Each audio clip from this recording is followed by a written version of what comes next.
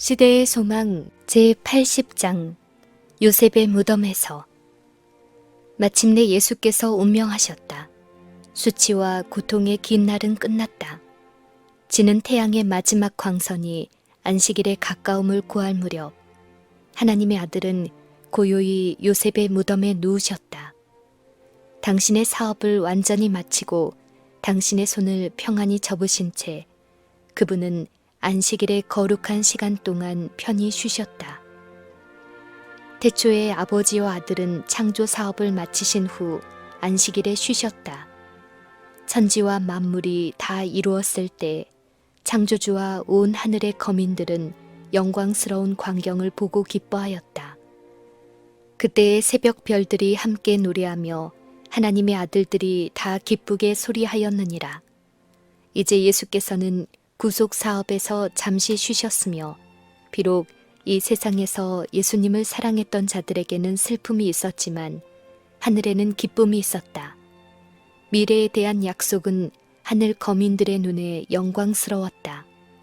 회복된 창조물, 즉 구속받은 인류는 죄를 정복했으므로 다시 타락할 수 없을 것이다. 하나님과 천사들은 이것이 그리스도께서 이루신 사업에서 흘러나오는 결과임을 보았다. 예수께서 쉬신 이날은 이런 광경들과 영원히 연결되었다. 그것은 그의 공덕은 완전하고 무릇 하나님의 행하시는 것은 영원히 있을 것이기 때문이다. 하나님이 영원 전부터 거룩한 선지자의 입을 의탁하여 말씀하신 바 만유를 회복하실 때가 올 것인데 그때에도 역시 창조 당시의 안식일, 곧 예수께서 요셉의 무덤 속에서 쉬시던 그날이 휴식과 기쁨의 날이 될 것이다. 하늘과 땅은 매 안식일 함께 찬양하고 구원받은 민족들은 하나님과 어린 양에게 즐거운 예배를 드릴 것이다. 십자가에 못 박히시던 날 마지막 사건들 중에서 예언의 성취에 대한 새로운 증거가 주어졌으며 그리스도의 신성에 대한 새로운 증언이 있었다. 어둠이 십자가에서 거치고 구주의 임종의 부르짖음이 있은 직후에 이는 진실로 하나님의 아들이었도다 라고 말하는 다른 음성이 들렸다. 이 말은 작은 소리로 한 것이 아니었다. 모든 사람들은 그 말이 어디서 나왔는지를 알려고 두리번거렸다. 이런 말을 한 사람은 누구였을까? 그 사람은 로마의 군인인 백부장이었다. 구주의 거룩한 인내와 그분의 입술에서 승리의 부르짖음이 흘러나온 즉시 운명하시는 광경이 이 이방인에게 깊은 감명을 주었다. 상처 입고 십자가에 달리신 찢어진 그분의 몸에서 백부장은 하나님의 아들의 모습을 식별할 수 있었다. 그는 자기의 믿음을 고백하지 않을 수 없었다. 그리하여 우리 구주께서는 자기 영혼에 수고한 것을 보게 되시리라는 증거가 다시 주어졌다. 예수께서 운명하신 바로 그날에 전혀 다른 세 사람이 그들의 믿음을 고백했는데 한 사람은 로마의 수비대를 지휘하던 사람이었고 다른 사람은 구주의 십자가를 지고 간 사람이었고 또 다른 사람은 주님 곁에서 십자가에 달려 죽은 강도였다. 저녁이 가까웠을 때 초자연적인 고요함이 갈바리 언덕에 드리워졌고 군중들은 흩어져 갔다. 그들 중 많은 사람들은 아침에 저들이 가졌던 생각과는 전혀 다른 생각을 가지고 예루살렘으로 돌아갔다. 많은 사람들이 그리스도께 대한 증오심 때문이 아니라 호기심 때문에 그리스도를 십자가에 못 박는 장소로 때를 지어 갔었다. 그들은 여전히 제사장들의 고소를 그대로 믿고 그리스도를 죄인으로 바라보았다. 이상한 흥분에 휘말려 그들은 폭도들과 한패가 되어 그리스도를 욕했다. 그러나 땅이 어두움에 쌓이자 그들은 양심의 가책을 받으면서 서 있었고 큰 죄를 범하였다는 느낌을 갖게 되었다. 무서운 어둠 속에서는 희롱의 말이나 조소의 소리가 들리지 않았다. 어둠이 거치자 그들은 입을 꼭 다문 채 말없이 집으로 돌아갔다. 제사장들의 고소는 거짓이었고 예수님은 사기꾼이 아니라는 것을 깨닫게 되었다. 그로부터 몇 주일 후 오순절날 베드로의 설교를 듣고 그리스도께로 개종한 수천 명 가운데 그들이 섞여 있었다. 그러나 유대인의 지도자들은 저희가 목격한 사건으로 변화되지 않았다. 예수님에 대한 그들의 증오심은 감소되지 않았다. 아직까지 제사장들과 관원들의 마음을 덮고 있는 어두움은 십자가에 달리셨을 때 땅을 덮었던 어두움보다 훨씬 더 짙었다. 그리스도께서 탄생하셨을 때에는 별이 그분을 알아차리고 박사들을 그리스도께서 누워 계시는 구유로 인도했었다. 하늘의 천사들은 그분을 알아보고 베들레헴 평야를 뒤덮은 그분에 대한 찬양의 노래를 불렀다. 바닷물이 그분의 음성을 알아듣고 그분의 명령에 순종하였다. 질병과 죽음이 그분의 권능을 깨닫고 그들의 노획물을 그분에게 놓아주었다. 태양이 그분을 알아보고 그분이 고민 중에 죽어가시는 광경을 차마 볼 수 없어서 그의 빛나는 얼굴을 가렸다. 바위들이 그분을 알아차리고 그분이 부르짖을 때에 산산조각으로 부서졌다. 무생물계가 그리스도를 알고 그분의 신성을 증거하였다. 그러나 제사장들과 이스라엘의 관원들은 하나님의 아들을 알지 못했다. 그러나 제사장들과 관원들은 편안하지 않았다. 그들은 그리스도를 죽이려는 그들의 목적을 달성했으나 저희가 기대했던 승리감을 느끼지 못했다. 그들의 승리가 분명해진 시간에도 그들은 다음에 또 무슨 일이 일어나지 않을까 하는 의구심으로 괴로움을 당했다. 다 이루었다. 아버지여, 내 영혼을 아버지 손에 부탁하나이다. 라는 부르짖음을 그들은 들었다. 그들은 바위들이 터지는 것을 보았고 큰 지진이 일어나는 것을 느꼈으므로 불안에 견딜 수 없었다. 그들은 그리스도께서 살아계실 때에 백성들에게 끼치던 가마를 질투했었는데 이제 그분이 죽으셨는데도 그리스도를 질투하고 있었다. 그들은 그리스도께서 살아계실 때보다도 죽으신 지금의 그분을 훨씬 더 두려워했다. 그들은 백성들의 마음이 그리스도께서 십자가에 못 박히실 때에 일어났던 사건에 더욱더 쏠리지는 않을까 하여 몹시 두려워하였다. 그들은 그날의 사건의 결과를 두려워하였다. 그들은 무엇보다도 안식일 동안에 그분의 시체를 십자가 위에 남겨두기를 원치 않았다. 안식일이 다가오고 있었다. 그런데 시체들을 십자가 위에 매달아 두는 것은 안식일의 신성성을 범하는 것이 될 것이다. 그리하여 이것을 구실 삼아 지도층의 유대인들은 죄수들의 죽음을 재촉하여 해가 지기 전에 그들의 시체를 치우도록 빌라도에게 요청하였다. 빌라도도 그들처럼 예수님의 시체를 십자가 위에 매달아 두기를 원치 않았다. 빌라도의 동의를 얻어 죄수들이 빨리 죽도록 하기 위하여 두 강도의 다리를 꺾었으나 예수께서는 이미 운명하신 것으로 밝혀졌다. 난폭한 군병들도 저희가 예수님에 대하여 듣고 본 것 때문에 마음이 부드러워져서 예수님의 수족을 꺾지 않았다. 그리하여 하나님의 어린 양을 제물로 바치는 일에 있어서 유월절의 규례가 성취되었다. 아침까지 그것을 조금도 남겨두지 말며 그 뼈를 하나도 꺾지 말아서 유월절 모든 율례대로 지킬 것이니라. 제사장들과 관원들은 그리스도께서 운명하신 것을 보고 놀랐다. 십자가에 의한 죽음은 서서히 진행되므로 언제 생명이 끊어졌는지를 판정하는 것은 어려운 일이었다. 십자가에 못 박힌 사람이 6시간이 채 못 되어 죽었다는 이야기를 들어본 일이 없었다. 제사장들은 예수님의 죽음을 확인하기로 했다. 제사장들의 요청으로 한 군사가 창으로 구주의 옆구리를 찔렀다. 그렇게 하여 생긴 상처에서 현저하게 구별되는 두 액체가 많이 흘러나왔는데 하나는 피요, 다른 하나는 물이었다. 모든 관중들은 그것을 바라보았다. 요한은 그 사건을 매우 분명하게 진술한다. 그는 다음과 같이 말한다. 그중 한 군병이 창으로 옆구리를 찌르니 곧 피와 물이 나오더라. 이를 본 자가 증거하였으니 그 증거가 참이라. 저가 자기의 말하는 것이 참인 줄 알고 너희로 믿게 하려 함이니라. 이 일이 이룬 것은 그 뼈가 하나도 꺾이우지 아니하리라 한 성경에 응하게 하려 함이라. 또 다른 성경에 저희가 그 찌른 자를 보리라 하였느니라. 부활 후에 제사장들과 관원들은 그리스도가 십자가 위에서 죽지 않고 기절하였다가 그 후에 소생하셨다는 소문을 퍼뜨렸다. 무덤 속에 안치된 것은 살과 뼈가 있는 진짜 시체가 아니라 시체와 비슷하게 생긴 것이었다는 다른 소문도 떠돌았다. 로마 군병들이 한 일이 이러한 거짓 소문을 논박한다. 그들은 예수께서 이미 죽으셨기 때문에 그분의 다리를 꺾지 않았다.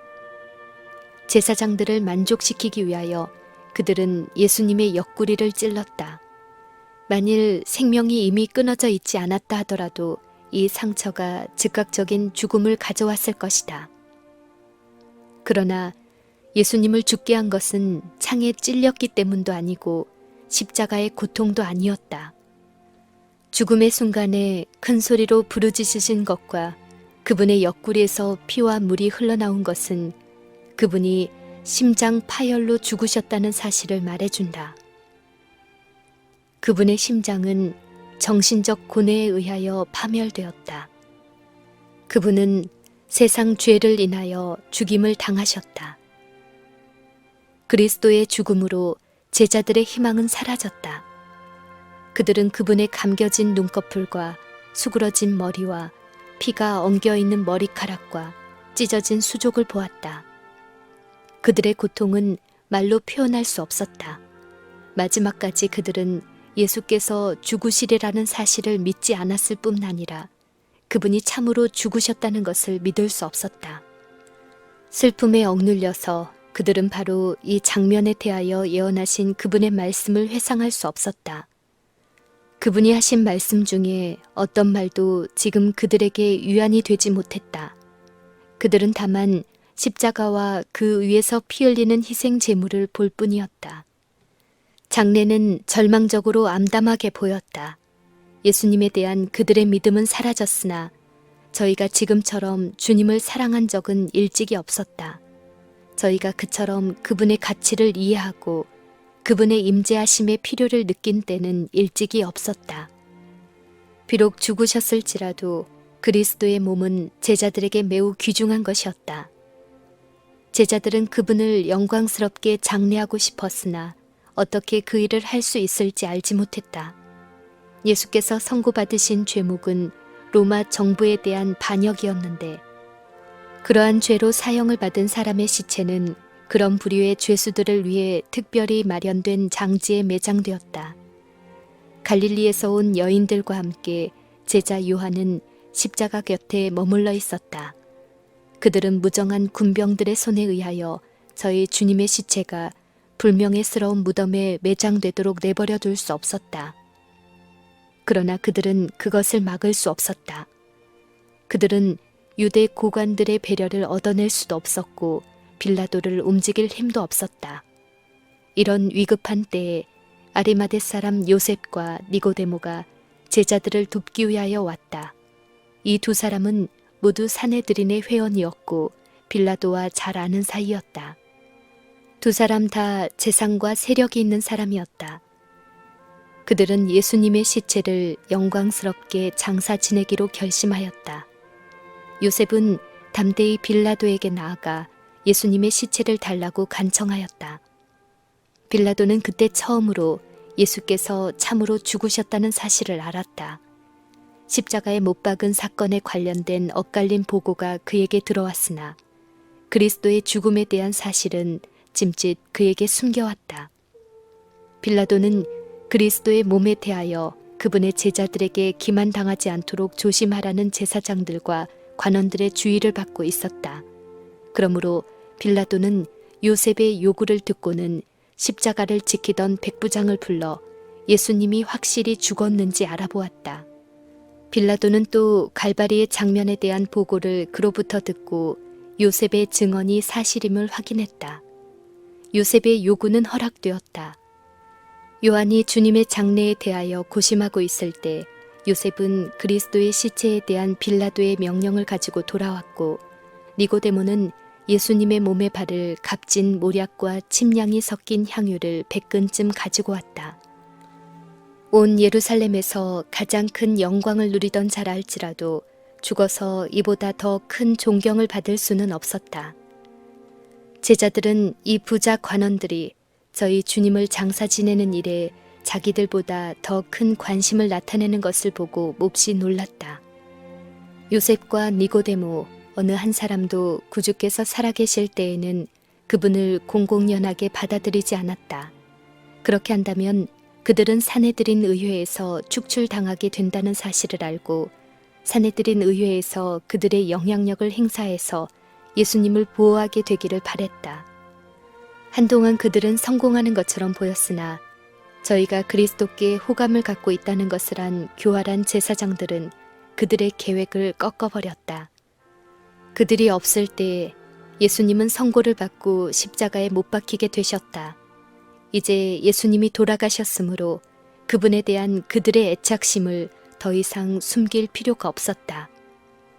제자들 자신도 예수님의 추종자라는 사실을 공공연하게 드러내기를 두려워하고 있을 때 요셉과 니고데모는 그들을 돕기 위하여 담대히 나아왔다. 이때야말로 부자요 존경받는 이들의 도움이 크게 필요되는 때였다. 돌아가신 주님을 위하여 가난한 제자들이 할 수 없는 일을 그들은 할 수 있었으며 그들의 부와 세력이 제사장들과 관원들의 적이로부터 제자들을 잘 보호해 주었다. 예모 있고 공손한 태도로 그들은 손수 예수님의 시체를 십자가에서 내렸다. 그들은 그분의 상하고 찢어진 모습을 보고 동정의 눈물을 하염없이 흘렸다. 요셉은 바위를 잘라 만든 새 무덤을 가지고 있었다. 이것은 자신을 위하여 파두었던 것인데 갈바리에서 가까운 곳에 있었다. 이제 그는 이 무덤을 예수님을 모시기 위하여 준비했다. 니고데모가 가져온 향유를 뿌리고 그분의 시체를 세마포로 조심스럽게 쌌다. 구주께서는 무덤으로 옮겨지셨다. 그곳에서 세 제자들은 만신창이 된 수족을 싸매고 상한 손을 접어서 맥박 없는 가슴 위에 올려놓았다. 갈릴리에서 온 여인들은 생명이 없는 저희의 사랑하는 선생님을 위하여 할 수 있는 모든 일이 맞춰진 것을 보았다. 그리고 그들은 무덤 입구에 무거운 돌을 굴려다 막아놓은 것을 보았다. 그렇게 하여 구주께서는 편히 쉬시게 되었다. 이 여인들은 십자가에서 마지막으로 떠난 사람들인 동시에 그리스도의 무덤에서 마지막으로 떠난 사람들이었다. 저녁 그림자가 짙게 깔린 무렵에 막달라 마리아와 다른 마리아들은 주님의 쉬시는 처소 주위에 머물러서 그들이 사랑했던 그분의 운명을 슬퍼하며 눈물을 흘리고 있었다. 그들은 돌아가 계명을 좇아 안식일에 쉬었다. 그 안식일은 슬퍼하는 제자들에게 뿐만 아니라 제사장들과 관원들과 서기관들과 백성들에게도 결코 잊을 수 없는 안식일이었다. 예비일 저녁 해질 때에 안식일이 시작되었음을 알리는 나팔 소리가 울려 퍼졌다. 유월절이 가리켰던 그분이 악인들의 손에 죽임을 당하여 요셉의 무덤에 누워 계시는 한편 수세기 동안 지켜오던 유월절은 예정과 다름없이 그대로 지켜졌다. 안식일의 성전마당은 예배자들로 가득 찼다. 골고다에서 온 대제사장은 제사장복으로 훌륭하게 단장하고 그곳에 있었다. 흰 두건을 쓴 제사장들은 분주하게 자신들의 임무를 수행하고 있었다. 그러나 거기 참석한 이들 중 어떤 이들은 수소와 염소의 피가 속죄 제물로 드려졌을 때 몹시 불안했다. 그들은 모형이 원형을 만나고 세상 죄를 위하여 무한한 희생 제물이 드려진 것을 알지 못했다. 그들은 제사 의식을 수행하는 것이 더 이상 아무런 가치가 없다는 것을 알지 못했다. 그러나 그 의식을 그처럼 상반된 감정으로 주목한 적은 일찍이 없었다. 나팔과 다른 악기와 노래하는 자들의 음성은 전과 같이 높고 맑았다. 그러나 이상한 감정이 어느 것에나 가득했다. 사람들은 서로 전날 일어났던 이상한 사건에 대하여 물었다.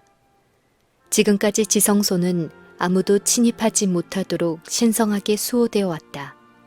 그러나 이제 그것은 모든 사람의 눈앞에 공개되었다. 순수한 세마포로 만들어졌고 금빛, 자줏빛, 진홍빛으로 아름답게 짜인 무거운 휘장이 위에서부터 아래까지 찢어졌다. 여호와께서 당신의 영광을 전하기 위하여 대제사장과 만나시는 장소, 곧 하나님의 거룩한 아리언실이었던 곳이 모든 사람의 눈에 공개되어 더 이상 주님께서 인정하시는 장소가 되지 못했다. 불길한 예감을 가지고 제사장들은 제단 앞에서 봉사하고 있었다. 지성소의 거룩한 신비가 드러난 사실이 다가올 재난에 대한 공포로 저들의 마음을 가득 채웠다. 많은 사람들의 마음은 갈바리의 장면으로 발단된 온갖 생각으로 여념이 없었다. 십자가의 죽음에서 부활까지의 예언을 불철주야로 연구하는 사람들이 많이 있었는데 어떤 사람들은 저희가 그 당시에 지키던 절기의 참뜻을 알기 위해 연구했고 어떤 이들은 예수께서 스스로 주장하시는 그분이 아니라는 증거를 찾기 위하여 연구했다. 또 다른 이들은 슬픈 마음으로 예수님이 정말로 메시아라는 증거를 찾고 있었다.